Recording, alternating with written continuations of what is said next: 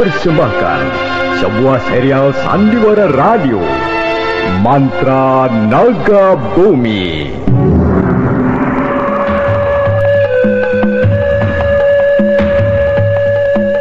Mantra Naga Bumi, sebuah kisah misteri tentang hilangnya kitab Lawang Pitu dan mahkota bir lambang keperkasaan Mataram kala itu. Penuh ketegangan, dendam, dan keserakahan diseling dengan kisah romantis yang mengharukan. Mantra Naga Bumi, naskah karya Toto Prambana, teknik dan montase Sastro Gento, musik Frans Harius dengan sutradara Dian Pertiwi.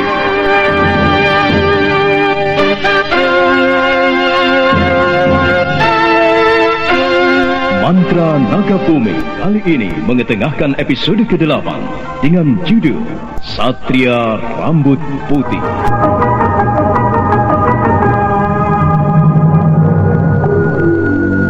Rakai Galuh menatap Naga Caling dengan pandangan tajam, lalu menatap Rakai Mahisa putranya. Ada kebimbangan di dalam jiwanya, tapi lama-kelamaan keyakinan mulai memupuk hatinya. Perlahan-lahan Rakai Galuh melangkah ke arah jendela, lalu melemparkan pandangannya jauh ke arah utara kota raja, seakan-akan ingin melihat dan membuktikan kebenaran kejadian itu. Sementara itu, senja mulai temaram, warna merahnya membias pudar di ufuk barat. Haruskah aku percaya pada semuanya? Tapi aku melihat kejujuran di mata Layang Samba. Dia sepertinya begitu lelah, seperti selesai bertarung. Ataukah ketakutan membuatnya lelah? Apakah tongkat emas begitu kejam terhadap orang-orangku? Dan apakah mereka akan mudah begitu saja melupakan janji dan mengingkari semuanya? Apakah kedua pengemis yang datang malam itu mengingkari janjinya? Haruskah aku tidak mempercayai lagi kesaksian mereka? Karena banyak sudah hal-hal dari yang mereka katakan membuat keraguan di hatiku. Aku benar-benar dihadapkan pada dua permasalahan yang cukup pelik untuk dipecahkan.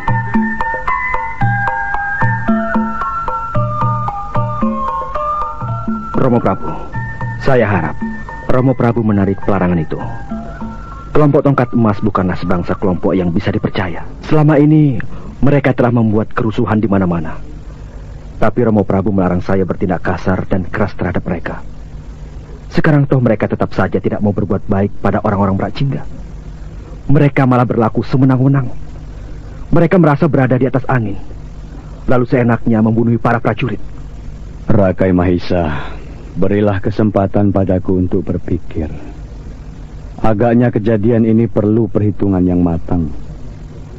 Sebagai raja aku harus memperhatikan kedua-duanya. Maaf Romo Prabu, memang sikap itu baik sekali. Tetapi kalau kenyataannya lain, apakah kita harus berpangku tangan? Apakah kita harus terus-menerus menunggu dan menunggu, sementara mereka semakin banyak dan semakin liar serta ganas? Ataukah Romo Prabu tidak percaya pada saya untuk menumpas mereka, para pengemis itu? Ampun Gusti Prabu, apa yang dikatakan rakyat muda Rakai Mahisa adalah benar. Kalau kita biarkan mereka terus, hamba takut semakin hari para prajurit akan dijepit ketakutan untuk bekerja, dan akhirnya mereka akan mengalami sakit jiwa karena tertekan perasaannya. Karena ruang lingkup dan kebebasan mereka dikungkung oleh musuh-musuh mereka, yang sebenarnya mereka itu adalah orang-orang gila yang suka mencekoki keadaan dengan segala macam kesempatan. Akhirnya Merak Jingga akan dihuni oleh para prajurit yang sakit. Maka kita semua akan terancam. Tidak mungkin keselamatan Gusti Prabu pun akan terancam.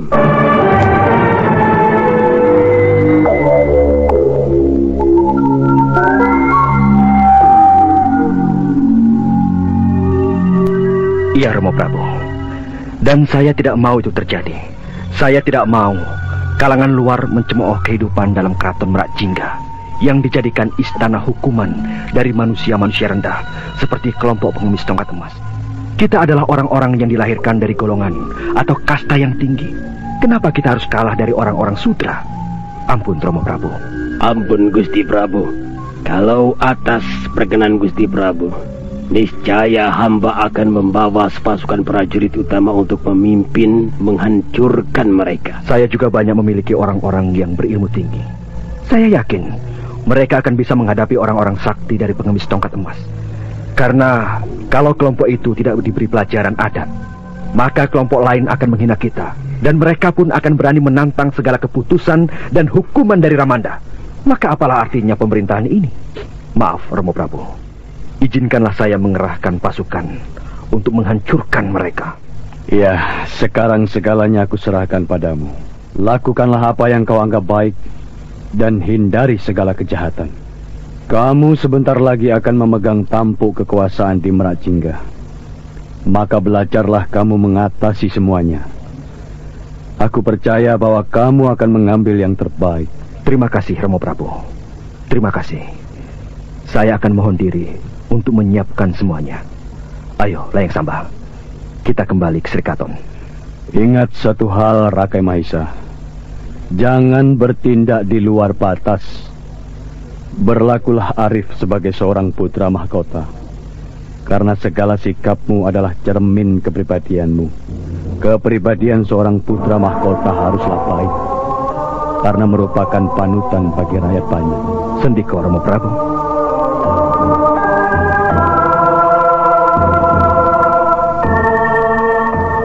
Malam baru saja turun, namun Merak Jingga telah sepi.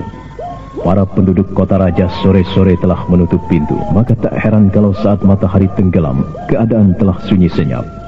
Para pengawal jagat tampak hilir mudik di sekitar keraton dan di sekitar Taman Sari serta Taman Kaputren. Pikiran mereka agak gelisah.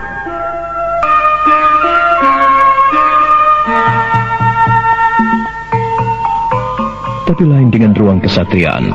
Di ruang besar itu tampak Rakai Mahisa, Naga Caling, dan beberapa orang pembantunya tengah bersukaria. Saudara-saudaraku, dengarkanlah. Saat ini kita boleh bergembira, berpesta pora. Malam ini kita rayakan keberhasilan kita, karena Romo Prabu telah merestui kita untuk menghancurkan tongkat emas dan kelompoknya. Lalu setelah itu, kita harus menyingkirkan Rama Wisesa, pendekar pedang keraton di Karanggombang. Karena agaknya dia itu bisa menjadikan penghalang cita-cita kita, bisa menghalang pekerjaan kita. Karena itu, untuk memperlancar dan mempermudah pekerjaan ini, kita harus menyingkirkan semuanya, menyingkirkan siapa saja yang jadi penghalang. Tenanglah saudara-saudara, memang rasanya tugas ini tidak begitu ringan. Apalah yang disusahkan hanya untuk menghancurkan sekelompok pengemis dan seorang Rama Wisesa. Maka itu, besok aku dan Naga Caling tidak ikut kalian. Kurasa Ki Gondo Pakuwesi dan Rajek Alam akan bisa mengatasi ini semua. Lalu Pratisara serta Ki Manik Tunggal juga bisa membantu. Lalu bawa beberapa orang prajurit yang bisa dipercaya kesetiaannya. Rakyat rasanya tidak pernah terlalu ramai untuk membantuku. Aku sendiri rasanya akan bisa menyingkirkan dan menumpas mereka. Dan aku rasa yang lainnya akan bisa menjalankan pekerjaan yang lainnya. Ki Ganda Pakuwesi, aku tidak meragukan kemampuan yang kau miliki. Tapi aku juga khawatir bahwa kau akan banyak memeras tenaga. Sebab tongkat emas bukanlah sebuah perkumpulan biasa. Ki Denta ketuanya memiliki ilmu yang tinggi. Pastilah dia mempunyai beberapa orang sakti yang juga memiliki ilmu yang tinggi. Contohnya, 2 orang yang bernama Cutak Anabrang dan Kanira. Dia bisa membunuh prajurit pilihanku dengan mudahnya. Nah, sebaiknya memang Ki Ganda harus bekerja sama dengan yang lainnya. Biar pekerjaan itu akan menjadi semakin lebih mudah. Karena aku juga takut akan ada tokoh lain di belakang mereka. Seperti orang yang membebaskan Ki Denta itu. Benar Ki Ganda Pakuwesi. Tokoh yang selama ini kita ketahui saja sudah kita lihat kemampuannya. Dia ayu pengukir, rangga geni, cadar perak. Kalau kita bertemu dengan mereka, secara tidak disengaja maupun disengaja, kita pasti akan bertarung dengan mereka.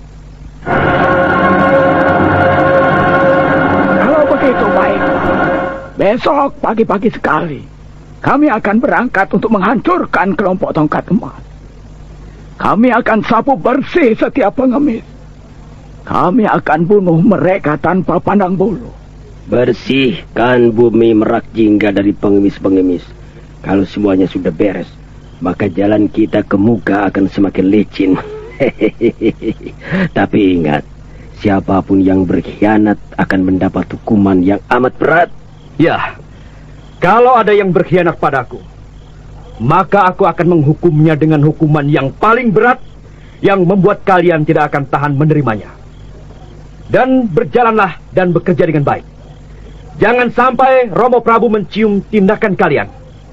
Aku akan mengamati seluruh perbuatan kalian.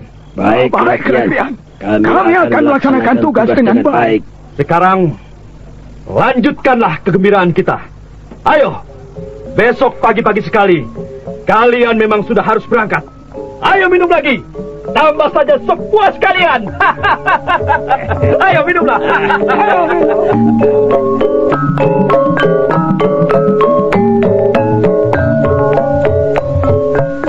Rakai Mahisa dan orang-orangnya semakin larut dalam kegembiraan. Ruang utama kesatriaan tampak berserakan. Kendi-kendi tuak berserakan di lantai. Dan tampak beberapa orang prajurit jatuh mabuk. Rakai Mahisa sendiri mulai sempoyongan. Teruslah kalian bergembira. Teruslah. Malam ini dan seterusnya adalah milik kita.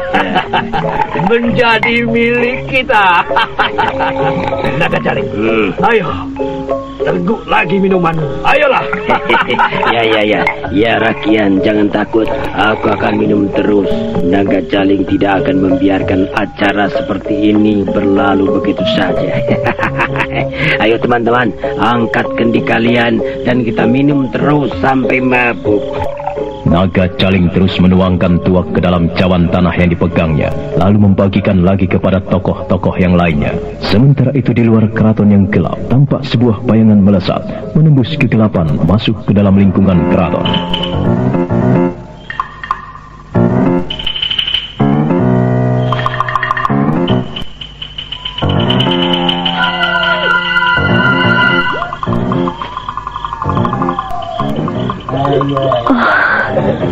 Ruang gedung kesatriaan tampak terang.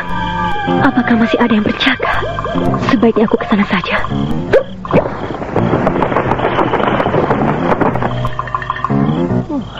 Tampaknya ada sebuah pesta. Siapa yang melakukannya? Apakah Rakai Mahisa? Oh iya, itu Rakai Mahisa dan laki-laki itu. Itu Naga Jaling. Dan agaknya ada tokoh lain di dalam ruangan itu. 3 orang bertampang kasar. Agaknya Rakai Mahisa telah bersekutu dengan orang-orang dari golongan hitam rimba persilatan. Sebaiknya aku temui Rakai Galuh.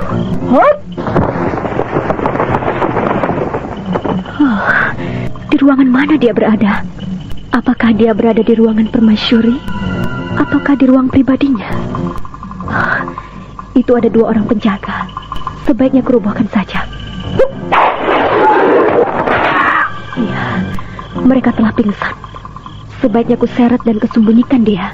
Nanti kalau ketahuan yang lainnya bisa gawat. Rencanaku bisa berantakan. Lalu dia Ayu Pengukir menyeret kedua pengawal jaga yang dirobohkannya ke tempat sepi. Kedua pengawal itu disembunyikannya di balik gundukan Taman Kaputren. Setelah itu, dia Ayu Pengukir keluar dan berjalan menuju Serambi Kaputren. Aman sekarang. Sebaiknya aku naik ke atas gunungan. Aku akan melihatnya dari atas.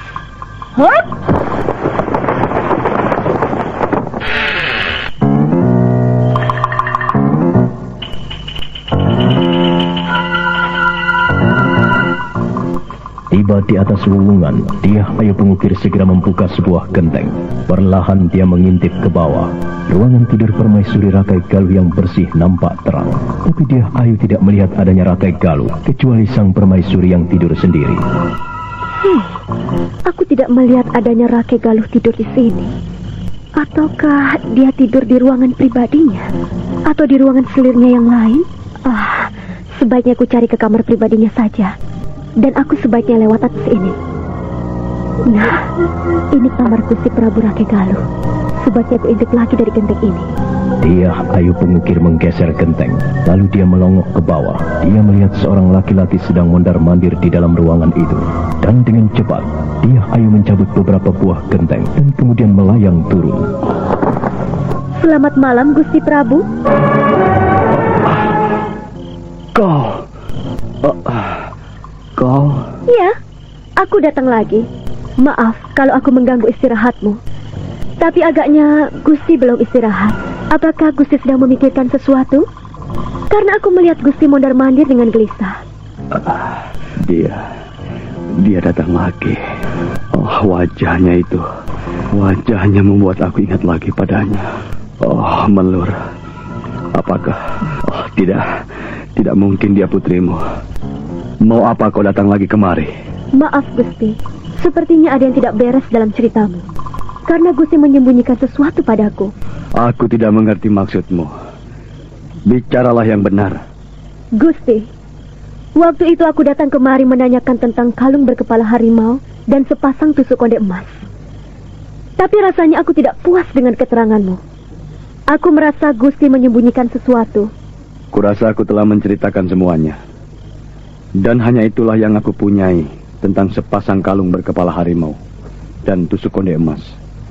Aku tidak punya cerita lagi. Hei, jangan memaksaku untuk melakukan kekerasan, Gusti Prabu. Aku bisa berbuat apa saja di sini malam ini. Dan aku bisa merubah keadaan keraton Merakjingga ini dengan sekejap. Rakai Galuh terkesima. Laki-laki penguasa kerajaan Merakjingga itu terpana memandang ke arah dia Ayu Pengukir yang tiba-tiba berubah kasar dan garang. Mata perempuan itu berkilat tajam menatap Rakai Galuh.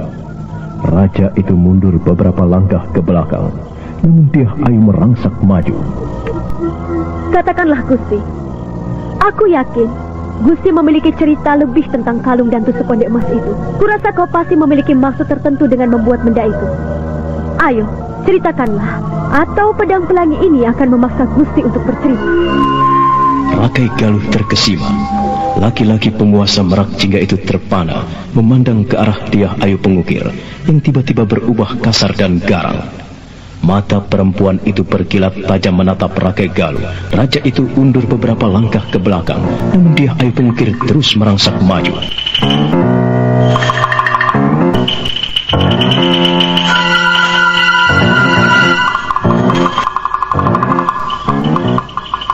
Katakanlah, Gusti Prabu.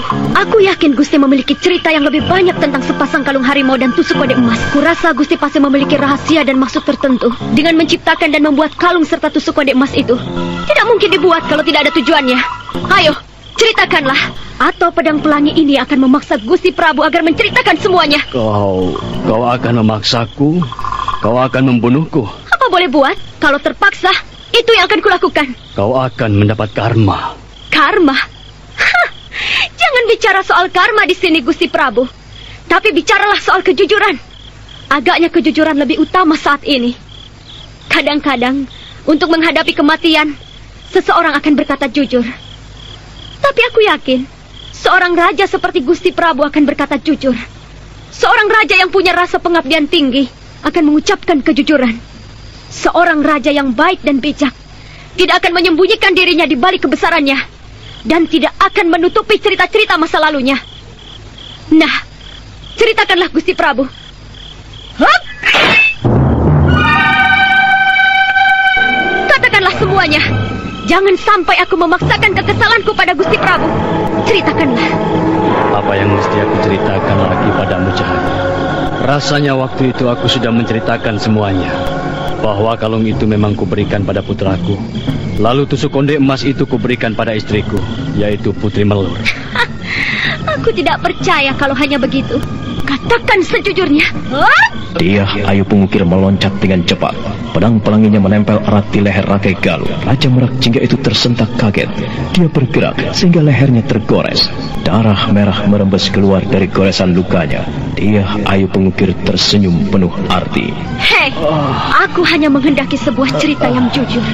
Kalau tidak, aku akan membenamkan lagi mata pedang ini lebih dalam. Jangan katakan aku kejam. Agaknya kehidupan ini telah membuat aku jadi kejam dan jahat. Aku telah lama disiksa oleh kehidupan ini. Aku kehilangan kedua orang tuaku. Dan yang bisa membuka semuanya hanyalah cerita dari Gusti Prabu. Katakanlah. Agaknya untuk menebus semuanya, memang kematianlah yang harus aku terima. Tekankanlah mata pedangmu itu dan aku akan mati. Aku tidak takut. Aku tidak takut untuk mati. Tapi aku takut untuk menghadapi kenyataan ini. Aku takut pada kejujuranku sendiri. Ayo Cahaya, ayo tekankan mata pedang itu. Biarlah aku mati bersama secara hidupku. Dan tidak akan ada orang yang bisa menceritakan semuanya. Cahayu, ayo, bunuhlah aku.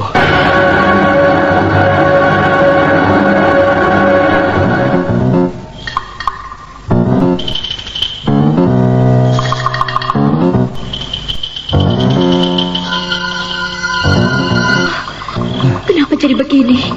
Kenapa dia menjadi pasrah dan siap untuk dibunuh? Kenapa kejadiannya berubah seperti ini? Tidak, aku tidak mungkin membunuhnya. Karena di dalam dirinya terletak rahasia hidupku. Jangan terlalu bodoh, Gusti Prabu.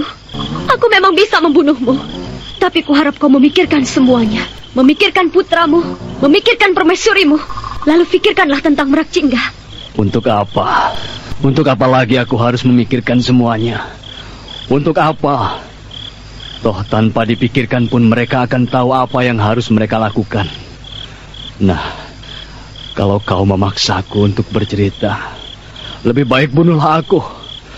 Aku tidak akan melawan. Karena tanpa begitu pun, aku tidak bisa bercerita apa-apa. Aku tidak tahu menahu tentang semuanya. Dan aku membuat kalung serta tusuk konde emas itu tidak lain hanyalah untuk diberikan pada orang-orang yang aku cintai. Lain tidak. Nah, bunuhlah aku. Gusti Prabu, apakah tidak terfikir olehmu?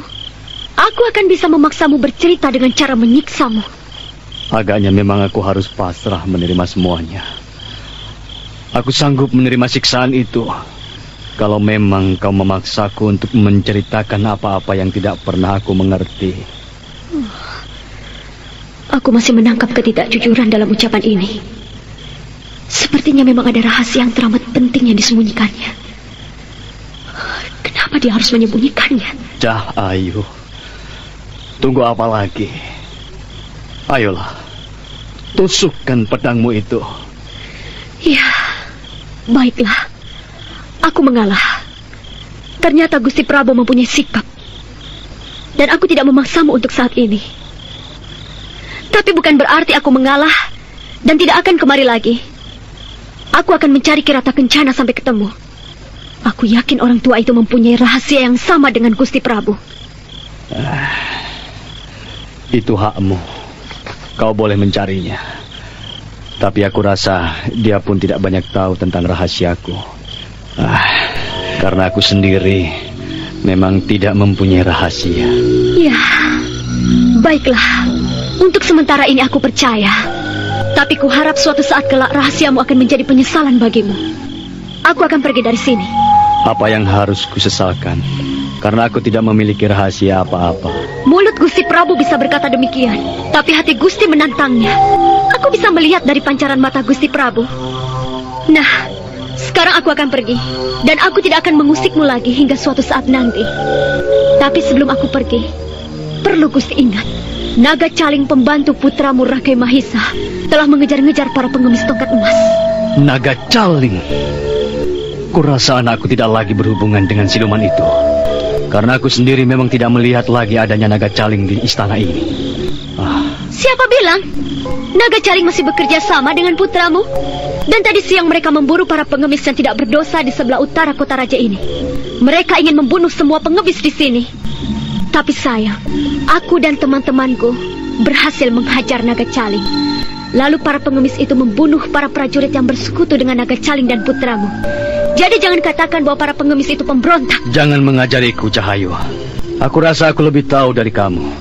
Ya, masalah pemerintahan dan tentang Raja Niti, Gusti Prabu memang hebat dan bisa mengetahuinya. Tapi di luar keraton, itu adalah duniaku. Aku lebih tahu tentang semuanya. Naga Caling musuh orang-orang golongan putih. Cukup. Aku yakin kalian hanya memojokkan putraku dalam hal ini. Aku rasa kalian memang sebangsa pemberontak. Suatu saat kelak semuanya akan terbukti. Suatu saat kelak semuanya akan terbukti. Tapi kurasa semuanya akan terbukti setelah terlambat. Setelah Merakjingga runtuh dalam prahara. Dan kami akan siap menghancurkan orang-orang Merakjingga. Tapi yang memihak pada putramu, karena mereka adalah biang dari semua kerusuhan dan kekacauan di Merakjingga. Selamat tinggal.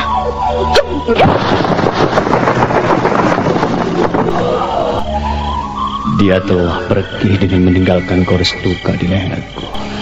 Aku dipecundanginya. Dia memiliki ilmu yang hebat. Siapa sebenarnya dia? Dia mengingatkan aku pada Putri Melur, istriku. Oh, Melur, di mana kau saat ini? Apakah kau tetap bersama perwira itu? Maafkan aku, istriku. Maafkanlah. Ya, kalau saat dia mengandung itu dan melahirkan anak perempuan, tentulah sudah sebesar gadis itu tadi. Wajahnya, wajahnya sama persis dengan Putri Melur.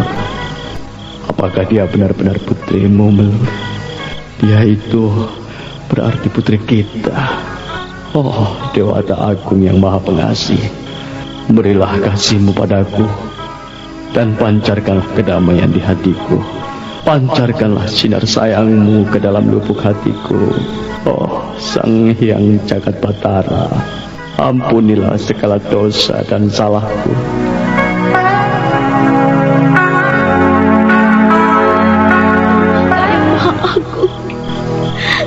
Kenapa aku harus mengalami nasib seperti ini?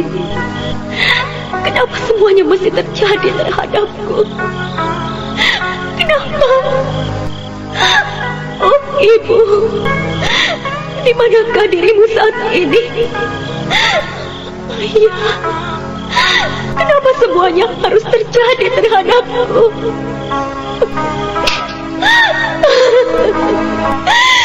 Dewata! Haruskah aku menjalani hidup ini seorang diri? Haruskah aku berjalan tanpa bimbingan dan kasih sayang? Mana kedua orang tuaku? Haruskah? Tidak!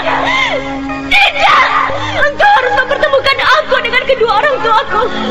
Harus! Jangan kau buat aku gundah, Dewata! Jangan kau risaukan hatiku! Ayah! Ibu! Di mana kalian? Di mana?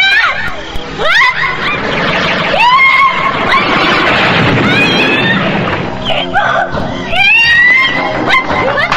Ya, ayo pemukir! Tahan emosimu! Bayangan yang muncul dengan tiba-tiba di dalam gelapnya malam itu langsung memapaki serangan Dyah Ayu Pengukir dan balik menangkap tangan gadis perkasa itu. Dyah Ayu tiba-tiba merasa lemah dan jatuh limbung ke tanah. Tahan, Dyah Ayu. Tahanlah hawa amarahmu.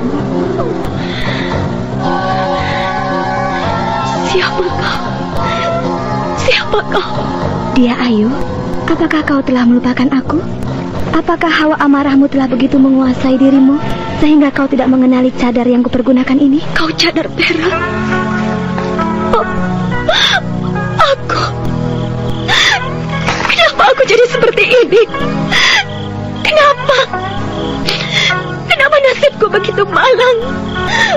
Apakah aku memang harus menjalani hidupku dengan cara seperti ini? Dyah Ayu, tabahlah. Karena semuanya dalam kehidupan ini akan mempunyai riwayat dan cerita tersendiri, mempunyai sejarah sendiri. Tapi sejarah hidupku agaknya memang berwarna kelabu cadar perak. Apa sebenarnya yang telah terjadi, Dyah Ayu? Ceritakanlah. Kenapa kalimat yang kau ucapkan begitu putus asa? Kenapa, Dyah Ayu? Tidak seharusnya ucapan putus asa keluar dari mulut seorang pendekar sepertimu. Cadar perak. Kenapa tidak boleh? Kenapa? Tidak bolehkah aku bersedih dan berputus asa? Bukankah putus asa itu milik manusia? Milik semua orang yang hidup seperti kita. Iya, benar. Putus asa adalah milik semua orang. Tapi orang yang bagaimana? Ketahuilah dia, Ayu.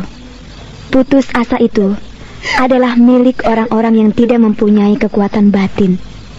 Orang-orang yang tidak memiliki ketabahan dalam hidup. Apa? Tabah?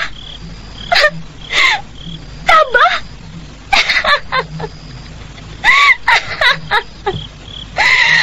Apa ketabahan? Apa aku mesti tabah? Apa aku mesti tabah dalam menghadapi kenyataan yang begini pahit?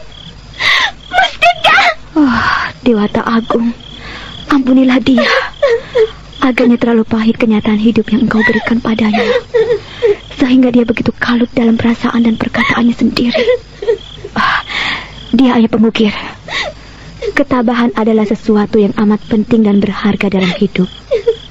Tabah adalah ikatan dari kesabaran, dan kesabaran adalah milik Dewata Agung.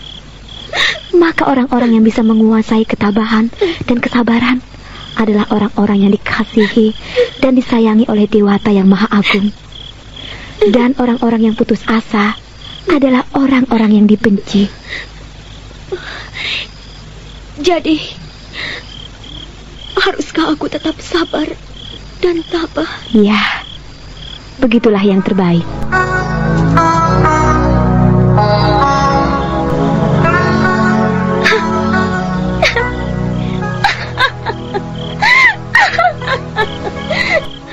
Untuk berapa lama? Untuk berapa lama?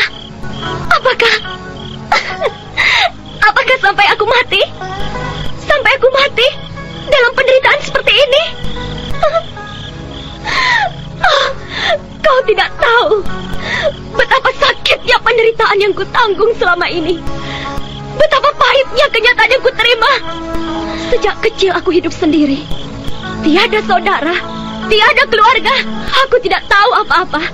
Yang aku tahu hanyalah guru, kakak seperguruanku. Tapi kini mereka pun jauh dariku. Kakang seperguruan yang selama ini aku sayangi telah pergi dengan membawa luka dan sakit hatiku. Dia telah mengkhianati jiwaku dengan menanamkan gores derita yang tidak aku ketahui kapan akan berakhirnya. Dan apakah selama ini hidupku akan terus menderita seperti itu? Hidup dalam kesepian, hidup dalam kesendirian. Haruskah? Aku merindukan kasih sayang. Aku merindukan cinta kasih. Aku merindukan belayan hangat. Keadaan menjadi hening. Dia Ayu pengukir hanyut dalam duka dan kesedihan. Sementara Cadar Perak hanya terdiam dan berdoa dalam hati. Kedua perempuan perkasa itu tidak saling sapa. Mereka tenggelam dalam perasaan masing-masing. Keadaan malam yang gelap perlahan berganti. Kokok ayam jantan terdengar menyambut sang fajar yang mulai merekah di ufuk timur.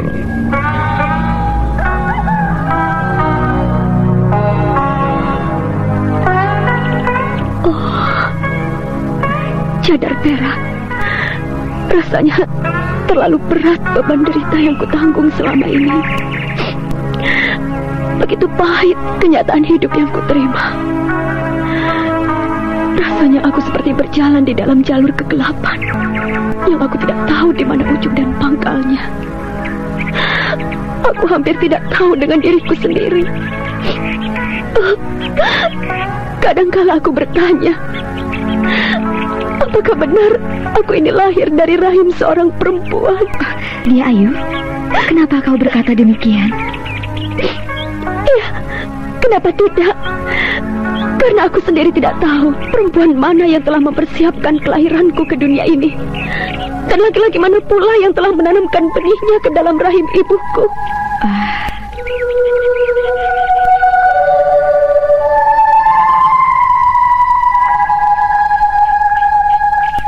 Dia Ayu, kau terlalu menderita sayang.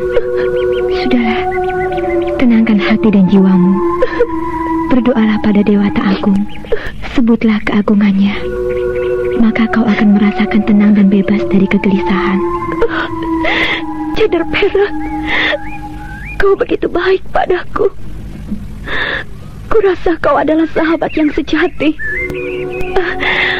Aku bangga mempunyai teman sepertimu. Kau mengerti dengan diriku. Tapi sayang, kau tidak bisa larut dalam duka dan deritaku. Dia Ayu, aku tahu dan aku dapat merasakan luka di hatimu. Sepertinya apa yang kau rasakan begitu juga di dadaku. Rasa sakit itu bergemuruh di sana. Dirimu seperti kuku di jari-jari tangan dan kakiku. Kesakitanmu terasa menjalari badanku. Terima kasih. Dia Ayu, sekarang ceritakanlah, kenapa kau sampai mengamuk dan memukul pepohonan yang tidak bersalah? Apakah ada yang mengecewakan hatimu? Ya, aku kecewa sekali. Aku menemui jalan buntu. Aku tidak tahu lagi arah mana yang harus kutempuh untuk mengetahui latar belakang kehidupanku. Aku tidak tahu lagi siapa yang bisa membuka silsilah hidupku, silsilah keluargaku. Orang-orang yang kucurigai menyimpan cerita tentang sepasang kalung harimau dan tusuk konde emas, semuanya telah hilang. Kirata Kencana pergi dari kampung halamannya. Rumahnya kosong. Lalu Rakai Galuh tidak mau bercerita sedikit pun. Dia bungkam dan tidak berkata apa-apa. Padahal aku telah memaksanya. Aku tahu ada cerita yang disembunyikan dirinya. Malah kini aku telah menambah dosa padanya. Aku telah menggoreskan pedang pelangi ke lehernya.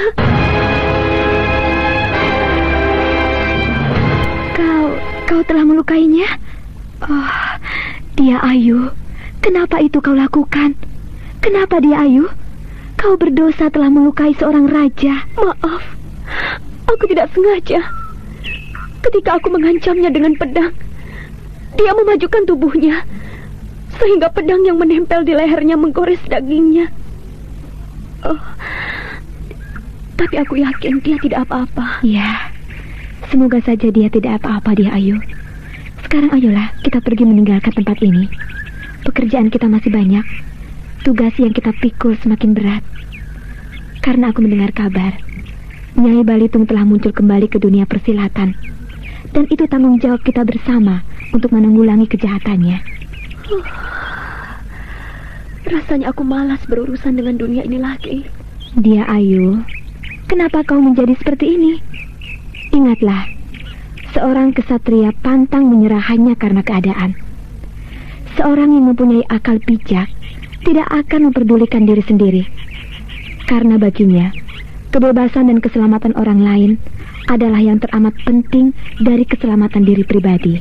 Bukan aku tidak mau memikirkan mereka, tapi untuk memikirkan diriku sendiri saja tidak bisa. Aku terlalu berat dengan beban luka di dalam dadaku. Lukaku terlalu parah untuk dapat diobati lagi. Kurasa kepergianku dari dunia kependekaran ini tidak akan merugikan orang lain. Toh masih banyak pendekar golongan putih yang akan menangani semuanya. Nyai Balitung hanya seorang tokoh. Dia tidak akan bisa bertahan dengan kekuatan yang dimilikinya. Kau benar. Tapi setidak-tidaknya dengan adanya dirimu, kekuatan yang dimiliki golongan putih akan bertambah. Lagi pula untuk apa ilmu yang kau pelajari selama ini? Dan akan kau buang begitu saja kah ujangan dari gurumu? Akankah kau sia-siakan harapan gurumu? Akankah kau hancurkan perasaanmu sendiri? Bukankah dengan demikian kau akan menambah beban batin dalam dirimu? Sadarlah dia Ayu, bahwa Dewata menciptakan semuanya pasti punya maksud dan tujuannya sendiri. Dia Ayu pengukir menunduk. Ada air bening jatuh bergulir dari pipinya, lalu pecah di ujung kakinya. Perlahan gadis itu mendesah. Cadar perak menatap dia Ayu dari balik cadarnya. Ada kesedihan menyentuh wajahnya. Ada getaran duka yang teramat dalam menggerogoti hati dan jiwanya. Seorang kesatria harus memiliki jiwa yang tabah dan ketenangan, serta kesabaran yang dalam. Tidak mudah hanyut oleh kekecewaan dan kesedihan pribadi. Kesampingkan rasa duka itu di Ayu. Tengoklah ke depan. Pandanglah lurus ke muka. kau akan menemukan sesuatu yang lain dalam hidupmu. Percayalah, kesedihan dan kekecewaan itu tidak akan pernah hilang kalau kita selalu menyendiri dan memanjakannya. Tapi aku tidak tahu apa yang harus kulakukan. Aku bukan seorang pendeta. Aku bukan seorang biksuni yang penuh dengan doa dan pemujaan. Aku terlalu kasar. Aku terlalu kotor untuk melupakan semuanya begitu saja. Aku terlalu gelisah dengan kesedihan dan dukaku sendiri. Dia Ayu, kesedihan milik semua orang, milik semua insan yang hidup. Kesedihan itu berawal dan berasal dari kekecewaan. Dan kekecewaan itu berasal dari tidak tersampainya keinginan diri kita untuk mendapatkan sesuatu. Maka awal dari segala sedih dan duka adalah dari diri kita pribadi dan keakuan. Maka, untuk menghilangkan semuanya, kita harus bisa menguasai diri, menguasai alam pikiran, menguasai segala-galanya. Kurasa Maharesi Gupta telah menjelaskan semuanya padamu. Sekarang tengoklah ke depan.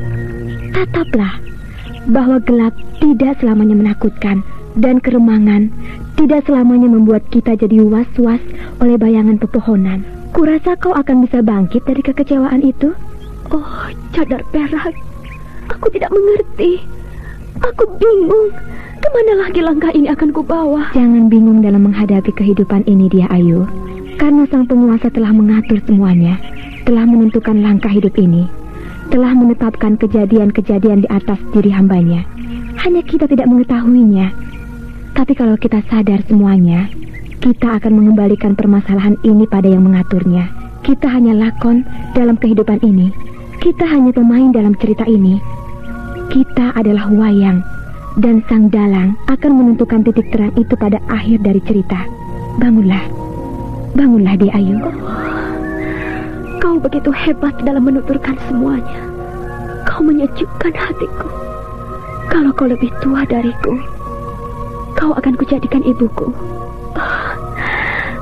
Rasanya kasih sayangmu begitu besar terhadapku. Dia Ayu, sayang sekali. Aku mempunyai rahasia yang tidak mungkin kuceritakan pada siapapun.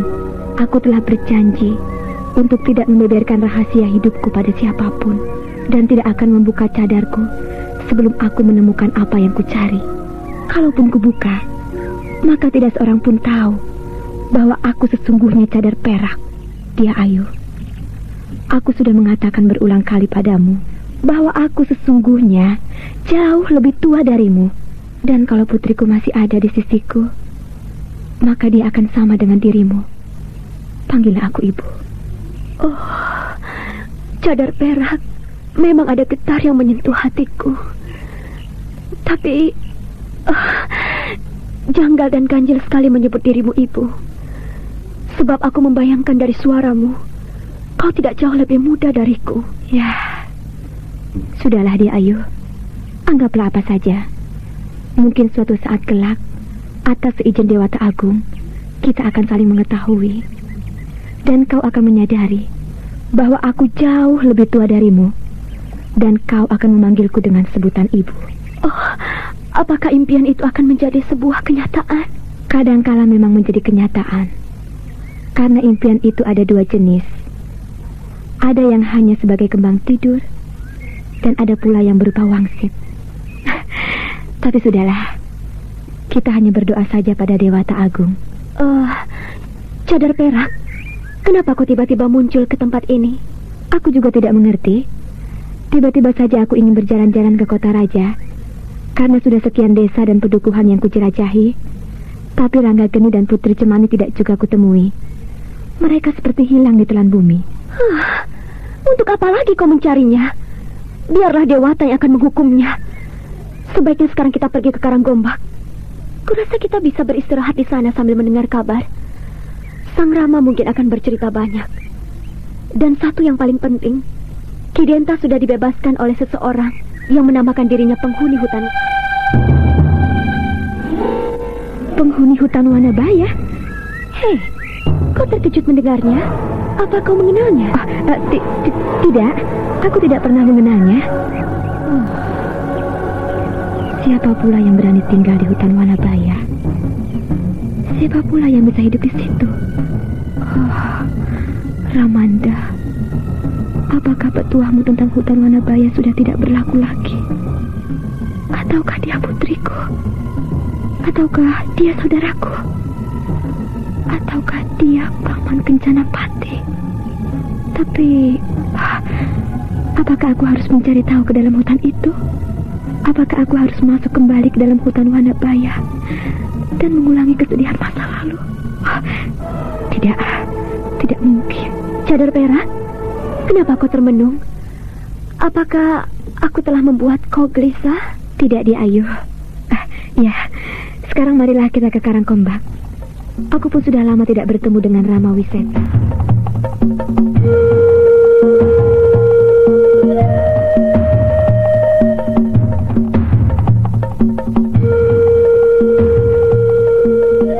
Kita tinggalkan perjalanan Cadar Perak dan Diah Ayu Pengukir yang menuju ke Karangkombak. Sementara itu, saat matahari mulai menyirami bumi dengan cahaya keemasannya, hutan Wanabaya mulai tampak meremang karena sinar matahari tidak bisa leluasa menyinari tanahnya, terlindung dedaunan pohon yang besar-besar.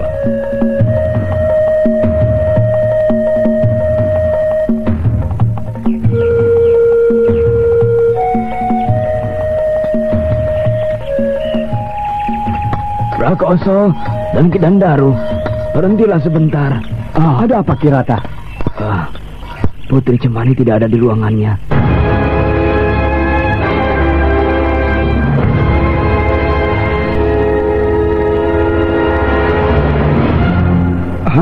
Tidak ada. Kemana, Kirata? Itulah yang membuat aku tidak mengerti. Prakoso, sebaiknya kita cari di sekitar hutan ini. Baiklah, Ki. Ayolah.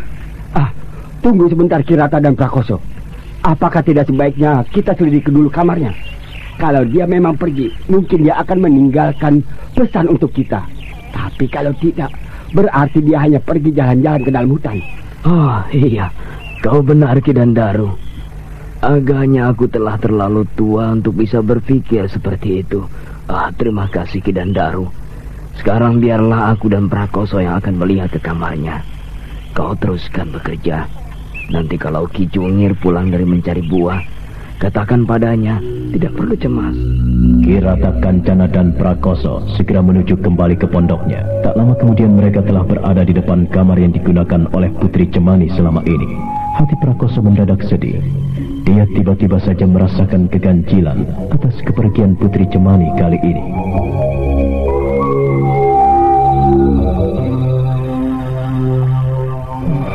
Kemana Putri Cemani? Apakah dia benar-benar pergi meninggalkan hutan Wanabaya ini? Meninggalkan aku sendiri, meninggalkan kepingan hatiku yang hancur. Putri Cemani, apakah kau benar-benar lari? Prakoso, ayo masuk. Cari di dalam kamar itu. Siapa tahu dugaan Kidandaru benar bahwa memang Putri Cemani pergi dari sini. Baiklah, Kirata. Prakoso melangkah masuk ke dalam kamar Putri Cemani. Kamar itu berbau harum. Prakoso menjelajahi ruangan dengan matanya. Ada 3 buah mangga tergeletak di sisi pembaringan. Prakoso mengambil buah mangga itu. Putri Cemani, ini mangga yang kita cari di hutan sebelah barat. Sekarang tinggal 3. Ya, berarti kau telah memakannya 1 biji. Apa itu? Sepertinya sehelai lontar yang diselipkan dengan sengaja. Apakah impian yang kutakutkan menjadi kenyataan? Prakoso, apakah kau menemukan sesuatu di dalam? Iya, Kirata. Aku menemukan lipatan daun lontar. Sebentar, Ki. Aku akan keluar. Tak lama kemudian Prakoso sudah keluar dengan membawa daun lontar dan 3 buah mangga muda. Daun lontar itu diberikan pada Kirata Kancana. Orang tua itu mengamati daun lontar yang dilipat itu sejenak. Daun lontar ini ditulis Putri Cemani. Kenapa dia meninggalkan surat ini pada kita? Sebaiknya kita baca saja, biar tahu apa isinya. Karena dengan demikian kita akan tahu dia pergi apa tidak.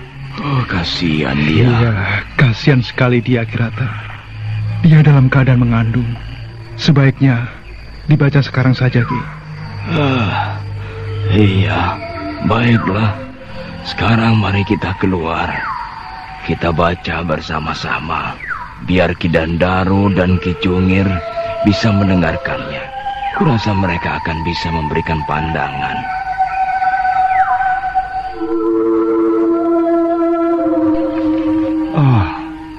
Bagaimana Kirata? Apakah benar Putri Cemani pergi? Iya, ini ada surat yang ditinggalkannya. Oh ya, mana Ki Jungir? Apakah dia sudah kembali dari mencari buah-buahan? Belum Kirata. Barangkali sebentar lagi. Sebaiknya dibaca saja. Nanti kalau Ki Jungir pulang, baru kita ceritakan. Baiklah, dengarkanlah. Aku akan membaca keras-keras. Kirata Kencana, Ki Dandaro, dan Ki Jungir serta Prakoso. Maaf, aku tidak sempat memberitahukan kepergianku pada kalian semua. Karena aku tidak ingin kalian menjadi repot dan sibuk karena diriku. Maka itu, aku putuskan pergi saja dari sini. Dan terima kasih banyak atas segala kebaikan kalian semua selama ini padaku. Mungkin suatu saat kelak, aku akan membalaskannya. Kalau tidak dapat, kurasa Dewata akan membalaskannya. Kirata Kencana, aku pergi. Mungkin ke kota raja. Aku akan mencari dan menemui suamiku. Karena dia harus menanggung semuanya. Dia harus menerima anaknya yang kukandung ini. Aku pergi untuk meminta tanggung jawabnya. Karena dia adalah ayah dari anakku. Maka itu, jangan ragukan dan jangan sesalkan kepergianku. Sekali lagi, aku ucapkan banyak terima kasih atas bantuan dan kebaikan kalian semua padaku selama ini. Dariku, Putri Cemani yang malang.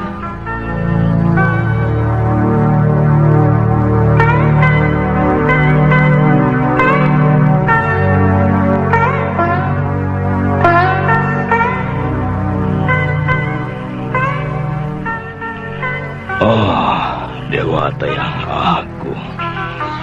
aku sudah menduga bahwa dia akan kembali kepada suaminya. Kirata, apakah tidak berbahaya? Bukankah ini akan membuat malapetaka lagi dalam hidupnya? Kenapa kau berkata demikian, Prakoso? Bukankah suatu hal yang bagus bahwa dia telah menyadari kekeliruannya dan dia kembali kepada suaminya? Tapi Kirata, bukankah suaminya itu seorang laki-laki yang jahat, yang suka berlaku semena-mena, yang boleh dikatakan seorang laki-laki yang tidak berperasaan? Bagaimana nanti?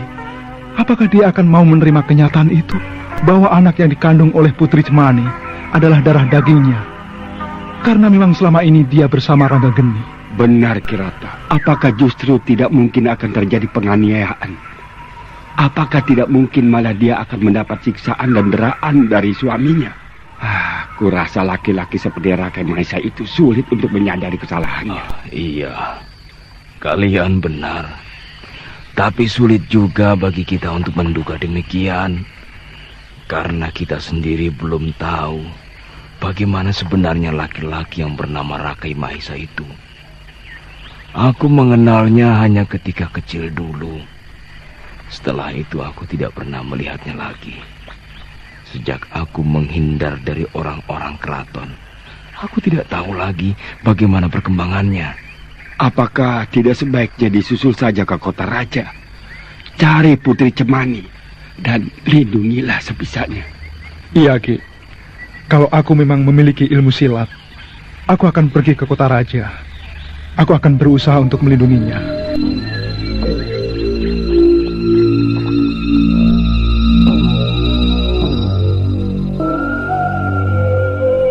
Kirata Kancana terdiam. Orang tua itu memandang Prakoso dan Ki Dandaro secara bergantian. Lalu terdengar dia mendesah panjang. Kemudian menatap lurus ke depan, menembus hutan Wanapaya yang diam dalam kebisuan. Kenapa jadi seperti ini?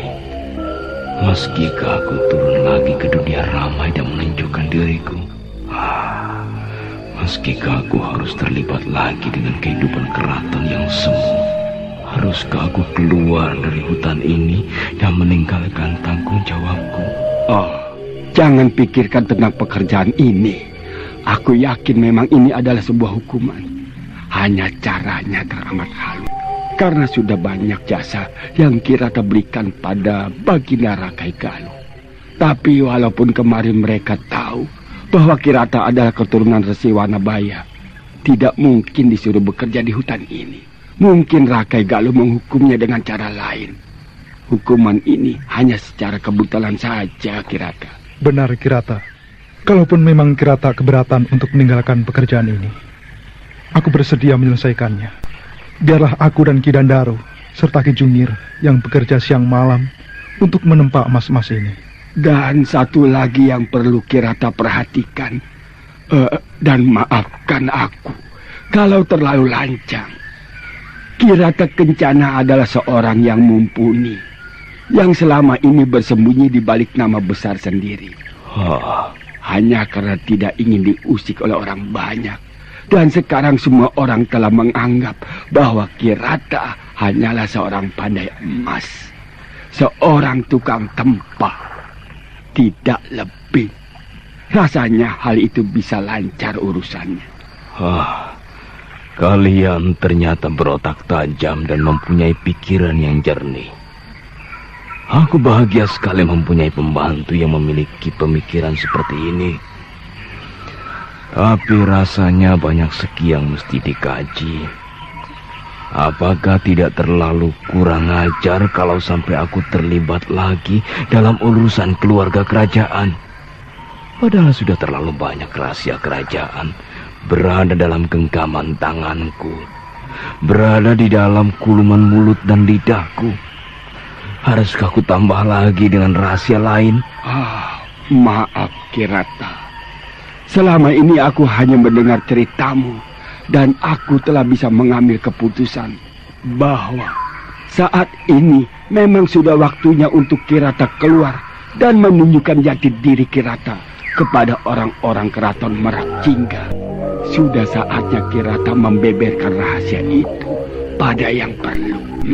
Misalnya Cempaka, putri yang mencari kedua orang tuanya, yang membawa sepasang kalung berkepala harimau dan tusuk konde emas itu. Nah, untuk apa lagi menutupinya, Kirata? Bukankah dengan demikian Kirata telah menutupi siapa mereka? Dan kalau ternyata mereka mempunyai hubungan darah, lalu kemudian hari mereka saling bunuh, apakah bukan Kirata yang menanggung dosa dan penyesalan mereka? Ki Dandaro, kau ternyata lebih hebat dan pandai dari apa yang ku tahu selama ini. Kau selama ini banyak diam dan selalu bekerja. Ternyata mempunyai wawasan yang luas. Maaf, Kirata. Aku belajar dari pengalaman. Bukankah Kirata telah banyak menyampaikan wejangan bahwa belajar dari pengalaman kita akan lebih baik dari pengalaman itu sendiri? Iya, kau benar. Aku mungkin lupa. Mungkin aku selama ini selalu dikekang oleh keinginan untuk hilang dari pergaulan kehidupan dan melupakan semuanya. Maka aku tidak lagi bisa berpikir jernih. Baiklah, aku mengerti kemauan kalian. Jadi Kirata akan pergi menyusul Putri Cemani? Ya, rasanya sekali basah.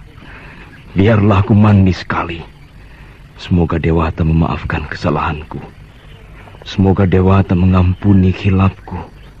Tapi satu pintaku. Katakanlah, Ki. Aku yang akan menjalankannya. Tidak banyak, Prakoso. Dan aku yakin kalian akan bisa melaksanakannya. Katakanlah, Kirata. Iya, Katakanlah, Ki. Jangan sesekali kalian keluar dan meninggalkan hutan ini.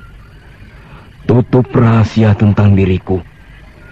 Kalaupun ada orang-orang keraton atau siapapun yang berhasil masuk kemari menanyakan diriku, katakanlah bahwa aku tidak ada lagi.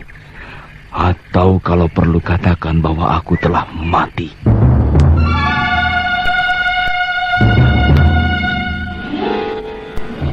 Kurasa kalian sanggup melakukannya. Ki Dandaru dan Prakoso saling pandang, lalu secara bersamaan keduanya mengangguk. Kirata Kancana menarik napas panjang, kemudian dia tersenyum. Aku percaya pada kalian. Baiklah, nanti saat matahari menembus celah dedaunan sebelah barat itu, barulah aku berangkat meninggalkan hutan ini. Semoga para leluhur melindungiku.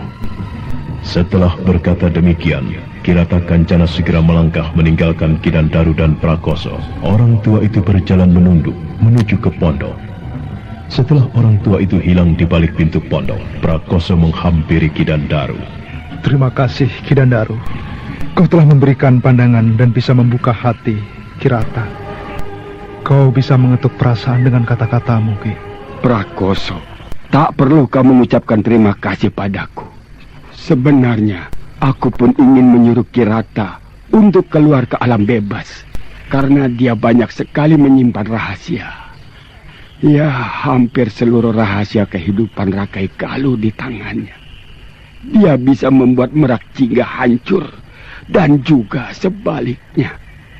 Ya, aku selama ini sedih mendengar riwayat hidup Putri Cemani, karena bagiku perlakuan Rakai Mahisa sudah melampaui batas.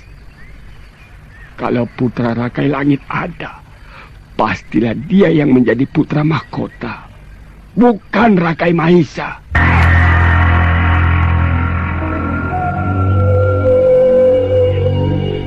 Kau pun sepertinya menyimpan rahasia itu, Ki Dandaru.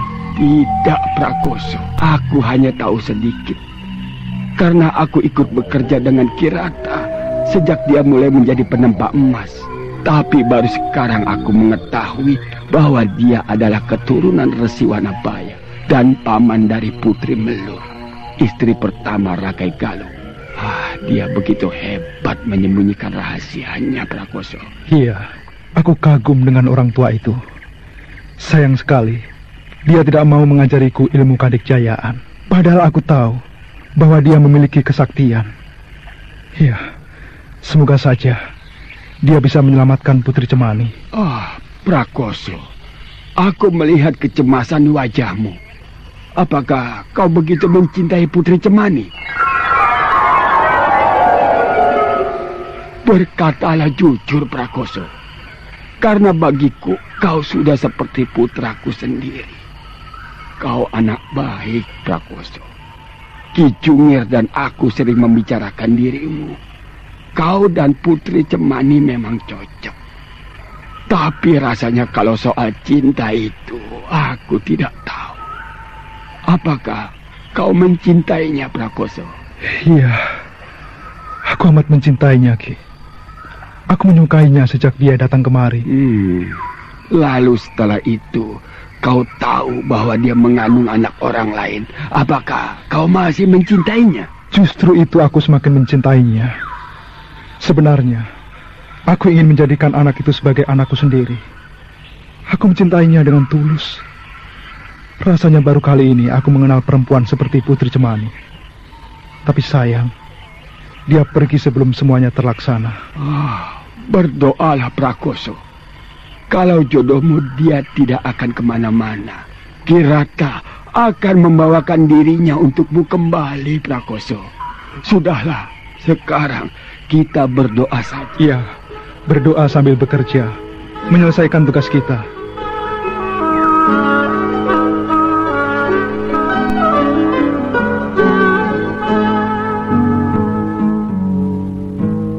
Ketika sinar matahari telah menembus celah dedaunan di sebelah barat, Kirata Kancana segera meninggalkan pondoknya.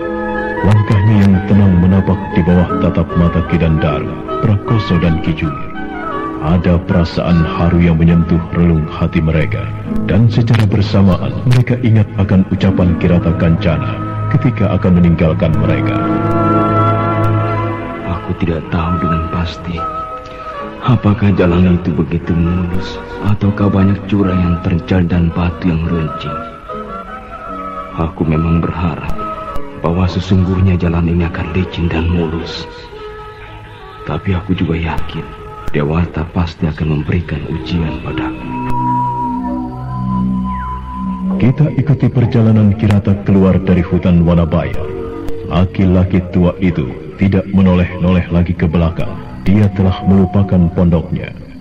Pikirannya terus ke depan, ke arah luar. Karena ketika menyusuri tepian hutan, dia telah mendengar suara para prajurit Merak Jingga yang masih menjaga hutan itu. Kenapa kita masih terus disuruh berjaga di sini? Rasanya sudah tak ada lagi yang harus kita jaga. Ya, rasanya semakin serem saja menjaga pinggiran hutan ini. Selama ini yang kita dengar hanya lolongan anjing dan serigala serta auman harimau, lalu tertawa kuntilanak. Iya. Sarapan kita setiap malamnya hanya tawa kuntilanak dan suara binatang. Sementara yang kita jaga tidak ketahuan nasibnya. Apakah sudah mati atau belum? Ya, untuk apa sebenarnya kita menjaga Kirata Kencana dan kawan-kawannya? Apakah cuma alasan agar jangan sampai emas-emas itu dirampok? Kurasa alasan itu tidak masuk akal. Iya, siapa orangnya yang gila mau masuk merampok dalam hutan seperti ini? Aku tidak tahu. Apa sebenarnya isi hutan ini? Apakah siluman semuanya? Shh, kau dengar itu? Ada langkah orang. Sepertinya dari dalam. Kedua prajurit itu segera memasang kuping. Mata mereka berusaha menembus keremangan di balik pepohonan yang rimbun. Sementara tangan mereka melambai ke sana kemari memanggil teman-teman mereka. Tak lama kemudian tempat itu sudah ramai oleh para prajurit.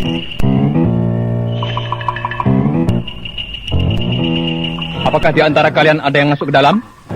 Kami hanya duduk-duduk saja. Iya.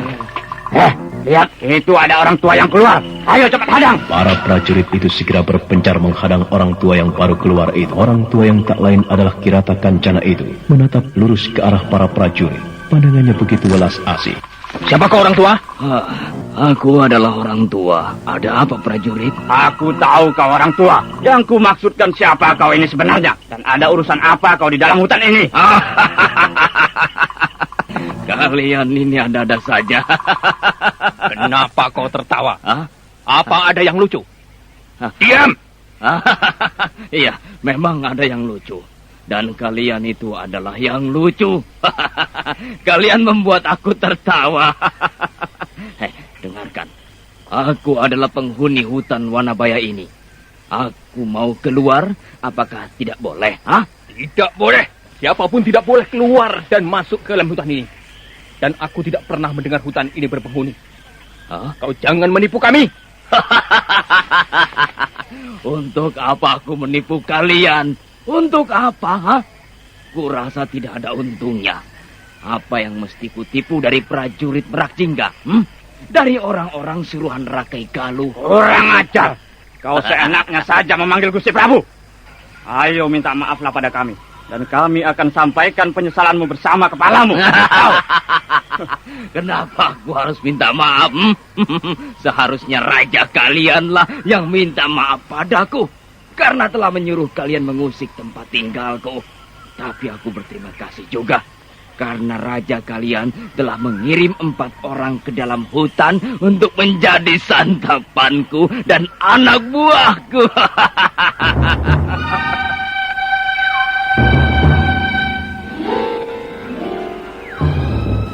Para prajurit itu tersentak mendengar ucapan Kirata Kencana. Mereka surut beberapa langkah ke belakang. Kirata Kencana tertawa panjang. Tawa itu begitu menggetarkan hati dan perasaan. Aku telah menjadikan 4 tukang pandai emas itu sebagai santapan siang dan malamku selama ini. Dan senja ini, aku keluar kemari hanya untuk menangkap beberapa orang di antara kalian untuk santapanku berikutnya. Aku sudah lapar selama beberapa hari belakangan ini. Dan aku mencium ada bau manusia di luar hutan ini. Makanya aku kemari. Sekarang, siapa yang lebih dulu mau menjadi santapanku? Ayo, majulah sebelum aku menangkapnya sendiri. Setan alas! Kau jangan menakut-nakuti kami orang tua. Meskipun kau memang penghuni hutan ini. Tapi jangan harap kami akan menyerah begitu saja. Kawan-kawan, ayo serang dia. Yes!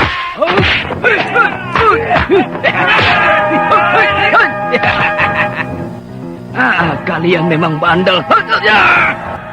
Angin yang keluar dari pukulan Kirata Kancana membuat para prajurit itu bergulingan di tanah. Ada yang terbentur pohon dan ada pula yang terlempar dan menjadi kacau.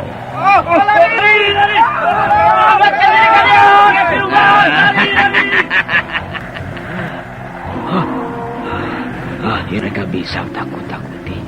Mereka lari tunggang langgang. Sekarang sebaiknya aku coba lihat. Kirata Kancana melesat pergi meninggalkan hutan Wanabaya. Dia berlari kencang. Sebentar-sebentar tampak dia berlari di antara hutan ilalang. Lalu tampak menuruni bebukitan. Sementara itu, marilah kita beralih ke dasar bumi hutan Wanabaya, di mana Rangga Geni menempa ilmunya selama ini.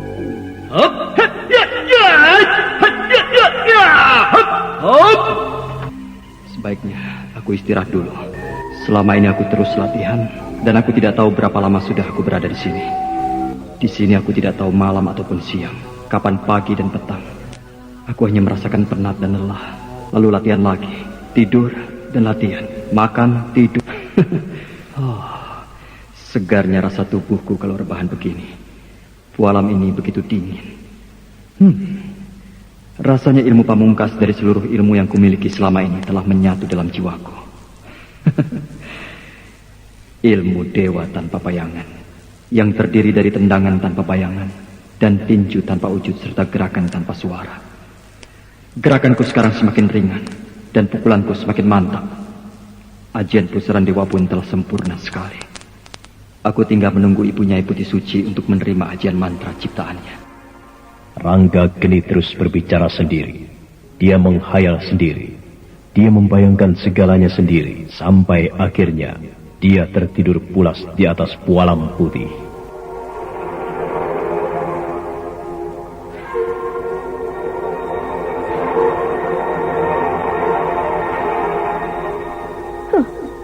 Rupanya sini kau bersembunyi selama ini, Rangga Geni. Laki-laki rendah, laki-laki yang tidak mempunyai harga diri. Cadar perak, tahan ucapanmu. Kenapa kau tiba-tiba menuduhku seperti itu? Apa salahku? Apa salahmu? Tanyakanlah pada dirimu sendiri. Apa salahmu dan apa dosamu? Kurasa kau tahu jawabannya. Jangan terlalu berbelit-belit. Jangan buat aku semakin bingung dan tidak mengerti. Katakanlah, Cadar perak. Kenapa kau menuduhku seperti itu? Laki-laki buaya. Kau seorang pendekar yang licik, menggunakan dalam kesempitan, menggunakan peluang yang kotor. Cadar perak, tahan ucapanmu, tutup mulutmu. Jangan sampai aku salah tangan. Kau ingin memukulku? Silakan. Tapi sebelum itu kau lakukan, aku akan menghukummu lebih dulu. Kenapa kau totok aku? Kenapa, Cadar? Jangan tanya apa-apa lagi padaku, tapi tanyakan semuanya pada dirimu. Dan kalau kau tidak dapat menjawabnya, aku akan mencabut ilmu yang kau miliki selama ini. Biar kau menjadi lumpuh seumur hidup. Biar kau menjadi laki-laki yang tidak berguna dan tidak tahu apa-apa lagi. Nah, sadarilah apa yang kau lakukan. Cadar perak, jangan membuat aku bingung dan pusing. Katakanlah, kenapa kau perlakukan aku seperti ini? Kenapa? Aku tidak tahu apa kesalahanku, sungguh. Kau telah merampas Putri Cemani dari tangan suaminya. Kenapa itu kau katakan lagi? Bukankah kau tahu semuanya? Bahwa aku melepaskan dirinya dari siksaan. Aku membebaskan dia dari kekecewaan yang panjang. Dan dia juga menyetujuinya. Kau juga telah tindakan yang aku lakukan. Kenapa kini kau berubah? Oh, Cadar perak, bebaskan totokan ini. Aku tidak tahan kau siksa seperti ini. Kalau dulu aku memang menyetujuinya, tapi sekarang aku justru akan menghukummu setimpal dengan perbuatan terkutuk yang kau lakukan. Apa yang telah aku lakukan? Kau telah menodainya selagi dia masih menjadi istri orang lain. Tidak, itu fitnah. Tidak, kau jangan macam-macam, Cadar perak.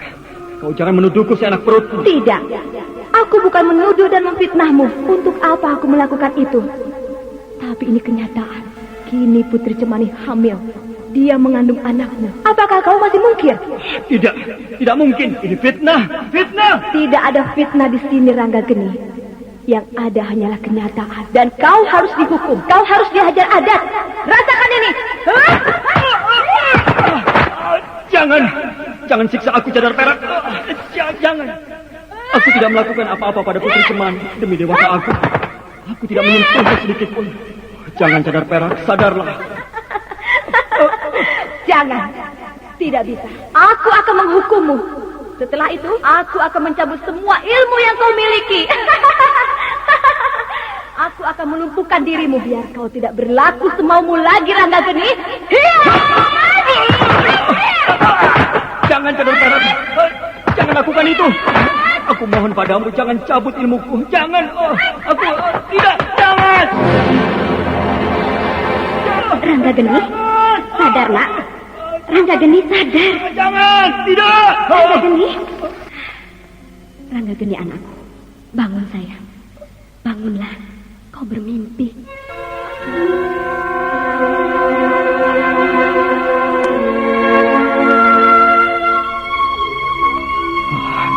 Ibu, kau... Iya, aku ibumu. Kau bermimpi jelek. Sudahlah, bangunlah. Pergilah ke danau pemujaan, bersihkan wajahmu. Cepat, buanglah segala kegelisahan itu. Ayo bangunlah sayang. Aku hanya bermimpi. Baiklah ibu, aku akan cuci muka dulu. Ranggageni segera bangun.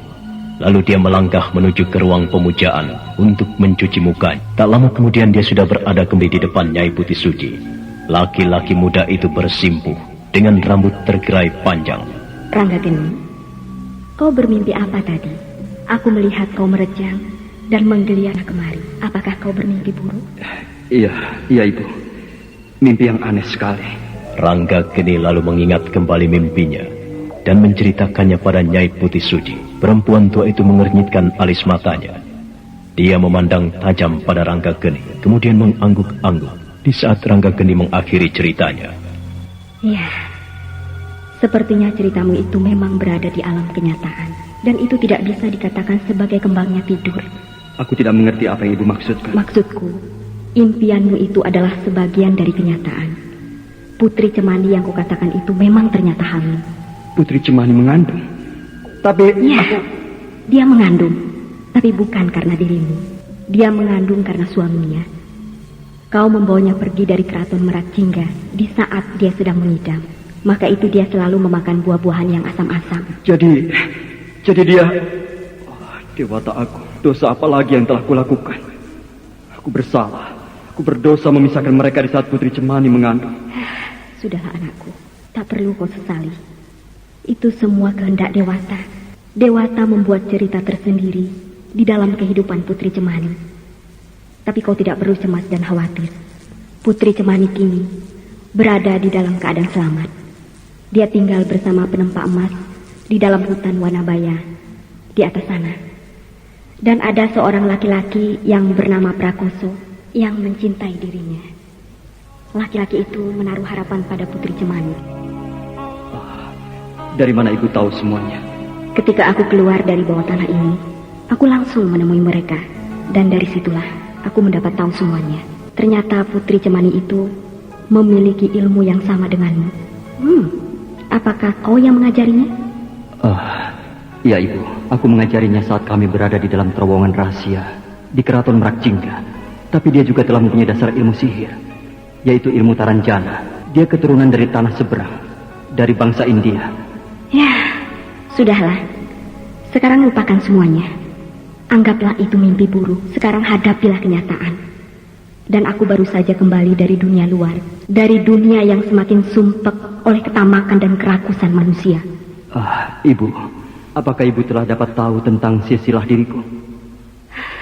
Tidak banyak anakku. Aku hanya mengambil kesimpulan bahwa sesungguhnya rahasia hidupmu itu berkaitan erat dengan keraton Merak Jingga dan seorang penempa emas yang kini berada di atas sana, di dalam hutan Wanabaya. Apa yang ibu maksudkan adalah Kirata Kencana? Iya, Kirata Kencana. Aku curiga orang itu justru ada kaitannya dengan dirimu. Aku takut justru di dalam tubuhmu dan tubuhnya mengalir darah yang sama. Nanti kalau kamu keluar dari sini, temuilah dia. Aku yakin rahasia hidupmu akan terbongkar. Tapi ingat, jangan salah menunjukkan tanda Trisula di pundak kiri. Baiklah ibu, aku akan memperhatikan semuanya. Oh ya Ranggageni, ada satu hal lagi yang tidak kalah pentingnya. Bahwa saat ini kota Raja Merak Jingga semakin rawan. Kejahatan merajalela. Penjualan candu semakin gencar. Rakai Mahesa dan orang-orang semakin bergerak bebas. Apalagi kini Nyai Balitung muncul. Nyai Balitung telah muncul lagi. Apakah ibu telah bertemu dengannya? Tidak. Aku tidak sempat bertemu dengannya. Lagi pula, aku tidak berniat mencarinya. Karena aku masih punya tanggung jawab. Yaitu membimbingmu sampai akhirnya kau menguasai seluruh kemampuan yang kumiliki. Kurasa kau akan bisa membereskan manusia rendah itu. Aku akan mensucikan diri sampai akhir hayatku. Kapankah aku boleh keluar dari tempat ini, Ibu? Sebentar lagi. Kau hanya tinggal menerima ajian terakhir, yaitu mantra jagat semesta, yaitu inti dari mantra naga bumi.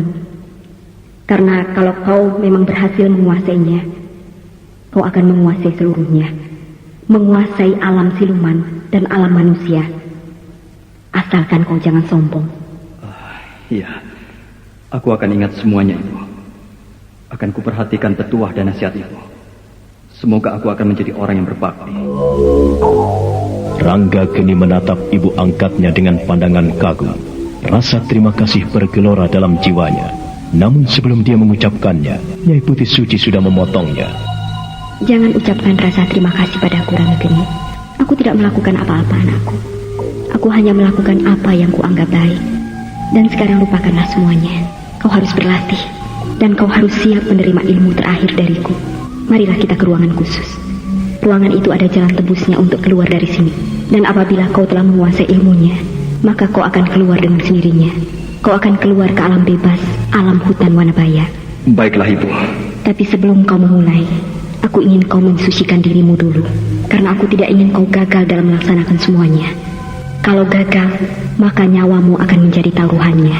Aku tak mau kau menjadi penunggu terowongan ini. Baik, Ibu. Pergilah, anakku. Aku menunggumu di sini. Nanti kita sama-sama ke ruangan itu. Setelah mensucikan dirinya di air danau tempat pemujaan di dalam ruangan itu, Rangga Geni segera menemui ibu angkatnya yang masih menunggu di tempatnya. Tak lama kemudian keduanya telah masuk ke dalam sebuah ruangan khusus. Ruangan itu bentuknya seperti sumur. Rangga Geni mendongak. Dia melihat seberkas sinar dari atas. Sinar itu tidak begitu terang. Aku tidak tahu ruangan ini. Ya, tentu saja. Bukankah selama di sini aku tidak pernah keluyuran dan memeriksa ruangan yang ada di dasar bumi ini? Rangga Geni, ini adalah sumur di mana pertama kali aku masuk kemari. Saat wajahku dirusak oleh Nyai Balitung dan aku dilemparkannya. Dan ketika aku berjalan sempoyongan sambil meraba-raba, aku terjatuh ke dalam sumur ini. Hanya kehendak Dewatalah, maka aku masih hidup hingga saat ini. Nah, nanti kalau kau berhasil dan menerima mantra dariku, tempat ini akan bergetar. Dan bersamaan dengan runtuhnya bebatuan di dinding sumur ini, kau harus meloncat ke atas. Lalu, apakah sumur ini akan tertutup? Iya, sumur ini akan tertutup untuk selama-lamanya. Lantas Ibu bagaimana? Jangan pikirkan tentang diriku, Rangga Geni. Aku tidak akan apa-apa. Aku akan kembali ke ruangan kita semula. Dan aku masih mempunyai pintu lain untuk keluar masuk. Tapi apakah nanti Ibu tidak akan keluar dari sini setelah aku keluar? Itu tergantung keadaan. Kalau memang memungkinkan, aku akan keluar. Tapi aku rasa, aku tidak perlu keluar dan mengotori tanganku dengan darah. Kau bisa mewakiliku. Aku percaya padamu. Nah, duduklah di atas batu itu. Duduklah dengan posisi tegak. Baiklah, Ibu. Rangga Geni segera duduk di atas batu yang ditunjuk oleh Nyai Putih Suci.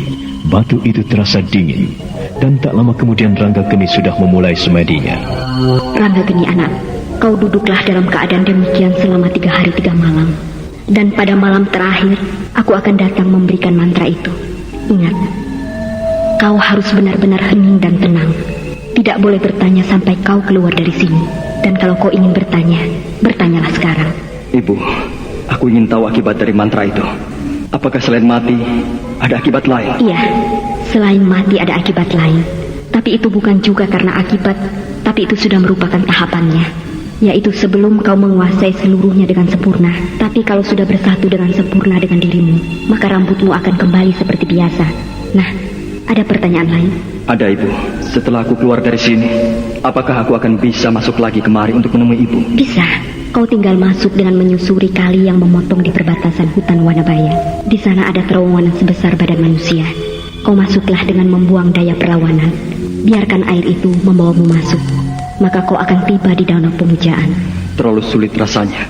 Apakah tidak ada jalan lain lagi, Ibu? Ada, tapi hanya aku yang boleh mengetahuinya. Itu adalah rahasiaku sendiri. Dan aku harap kau tidak terlalu memaksa. Nah, sudahlah Ranggageni, mulailah. Baiklah, Ibu. Doakanlah semoga aku berhasil.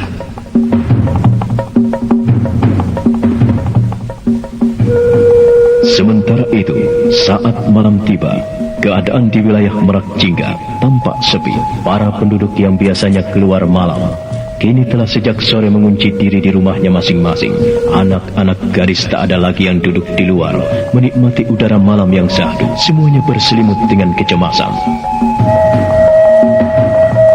Pada saat itu, tampak dua buah bayangan berloncatan di atas wuwungan rumah penduduk. Gerakan mereka begitu cepat dan ringan.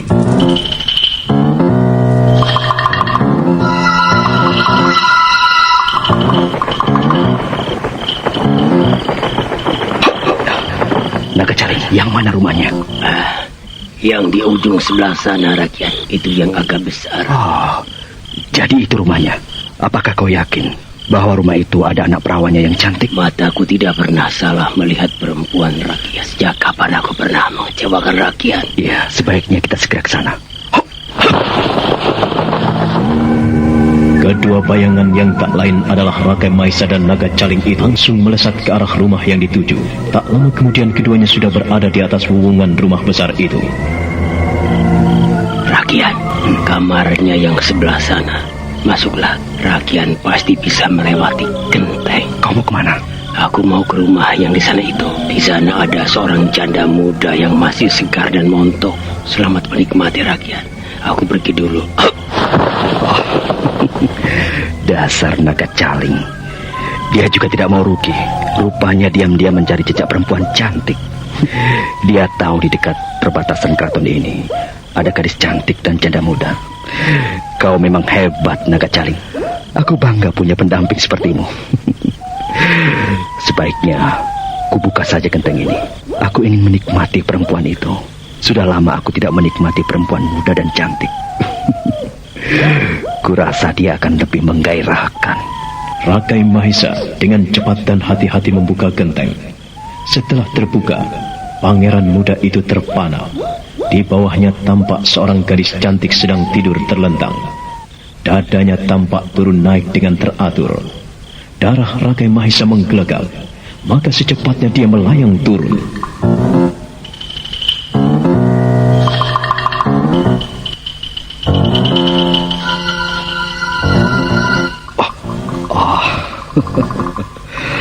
Alangkah manis dan cantiknya gadis ini. Hidungnya bagus, bibirnya serasi, ya, dagunya pun begitu mengagumkan. Luar biasa. Naga Caling memang bermata tajam kalau memilih soal perempuan. Sebaiknya kubangunkan saja. Tidak ada nikmatnya kalau lagi tidur begini. Begitu dia sadar, aku akan pengaruhi dengan tombak Rogo Sukma ini. Sayangku, bangunlah. Ini aku datang. Bangunlah. Ayo, bangun.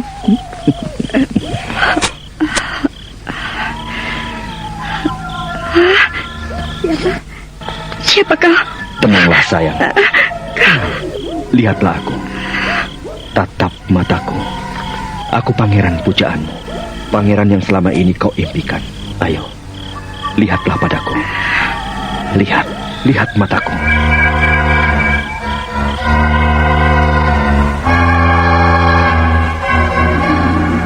Gadis cantik itu menatap mata Rakai Mahisa.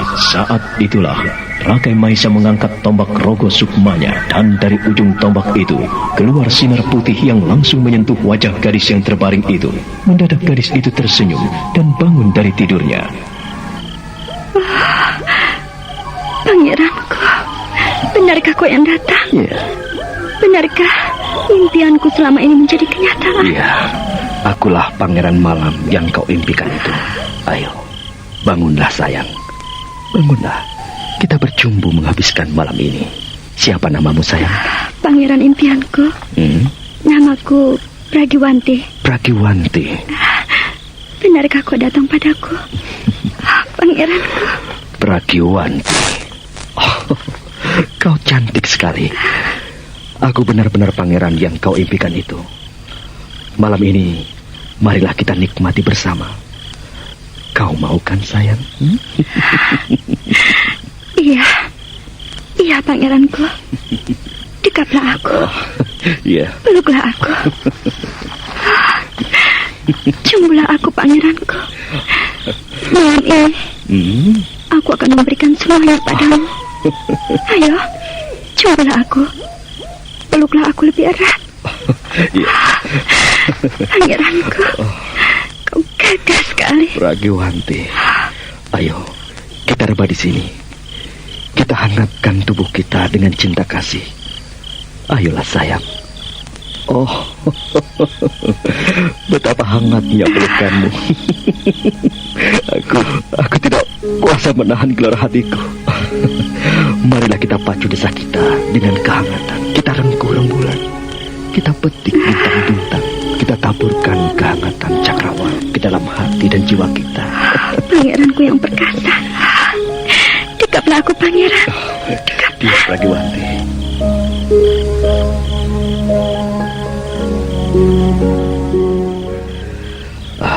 Pragiwanti, aku harus pergi. Kenapa kau pergi? Kenapa, pangeranku? Apakah aku mengecewakan dirimu? Apakah... Oh, bukan itu, sayang. Kau adalah gadis yang paling hebat. Tidak, kau tidak mengecewakan aku. Tapi aku memang harus pergi dari sini. Tapi percayalah, besok malam aku akan kembali lagi. Dan kita akan menikmatinya lagi seperti malam ini. Kau mau kan menungguku? Tapi kenapa besok malam? Kenapa tidak sekarang? Maafkanlah aku, sayang. Aku adalah seorang pangeran. Aku tidak boleh meninggalkan istanaku. Kalau Romo Prabu tahu, maka aku akan dihukum dan tidak akan bertemu kau lagi. Lalu, kau akan mencumbuiku dalam mimpi. Tidak, aku tidak mau semuanya menjadi impian lagi. Iya, baiklah. Pergilah pangeranku. Aku akan menunggumu esok malam. Kita akan pergi menyeberang laut, menyusuri ombak yang menghempas. Iya, sayang. Kita akan menyusuri ombak yang menggulung. Kita akan terkapar di atas buih-buihnya yang putih. Kita akan mabuk melepaskan ke karang pasir. Lalu kita akan terkapar bersama pasir-pasir. Selamat tinggal, sayang. Aku pergi. Rakai Mahesa kemudian hilang di telan kegelapan malam. Genteng rumah di atas kamar Pragiwanti tertutup sudah. Gadis itu seperti mimpi. Dia terjaga dari hayalannya, tapi dia mendadak merasakan ada bagian tubuhnya yang sakit. Mendadak wajah gadis itu memutih kapas, bibir dan tubuhnya bergetar hebat.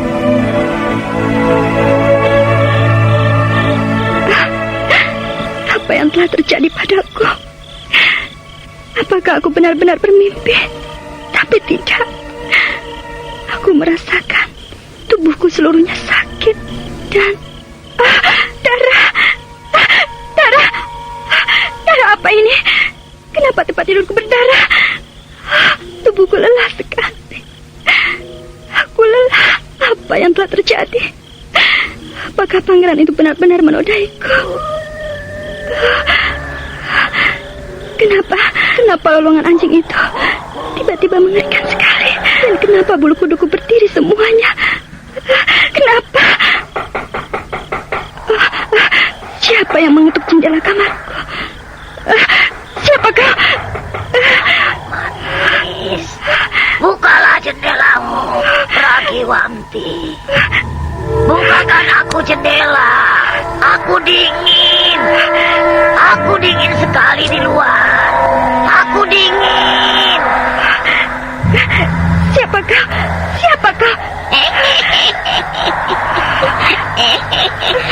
Aku mencium bau darah perawan di kamar ini. Aku mencium anyir darah yang suci di dalam ruangan. Bukakan aku pintu, Pragiwanti. Tidak. Aku tidak kenal siapakah. Pergi. Tunggu aku. Pergi. Pragiwanti, kau baru saja menikmati keindahan sama Rakai Mahesa. Kau baru saja menyerahkan kesucianmu pada putra mahkota Merah